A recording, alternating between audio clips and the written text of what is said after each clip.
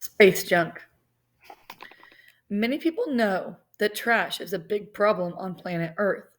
What many people don't know is that trash has become a problem in outer space too. Years of space exploration have left tons of space junk in orbit around the planet. According to BBC News, there are more than 22,000 pieces of junk in space around the Earth. And these are just the items that we can see from the surface of the Earth by telescopes or radars. There are also millions of smaller pieces of junk that we can't see.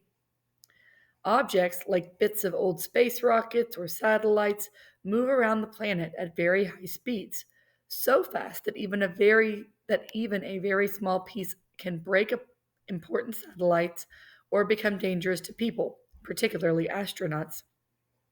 If the tiniest piece of space junk crashed into a spacecraft, it could damage the vehicle. That's because the faster an object moves, the greater the impact if the object collides with something else. To make things worse, when two objects in space collide, the two objects break into many smaller pieces. This happened in 2009 when a working United States satellite collided with a Russian satellite that was no longer functioning. The collision caused the satellites to break into more than 2,000 pieces, increasing the items of space junk.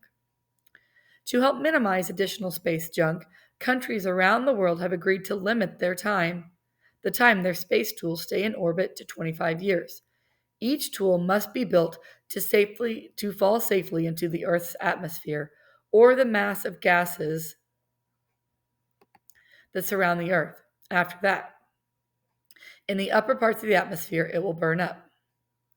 Many scientists are also proposing different ways to clean up space junk. In England, a metal harpoon is being tested that can be fired into space trash, grip the trash, and then pull the space junk into the Earth's atmosphere where it will burn up. The Germans have been planning a space mission with robots that would collect pieces of space trash and bring them back to Earth so that they can be safely destroyed. In 2007, the Chinese tried to blow up one of its older satellites with a missile. Unfortunately, the explosion only created thousands of smaller pieces, adding junk in space. In our opinion, the problem is very challenging, and it's quite urgent as well, said Marco Castronovo, an Italian space agency researcher who is working to solve the problem.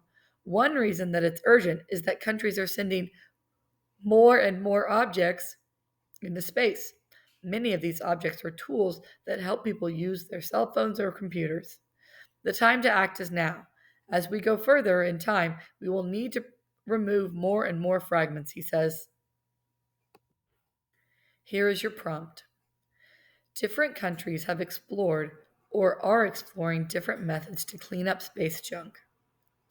Explain which method would be the most effective and why is that method needed. Use at least two pieces of evidence from the text to support your answer. You can delete the words start typing here and start typing your prompt.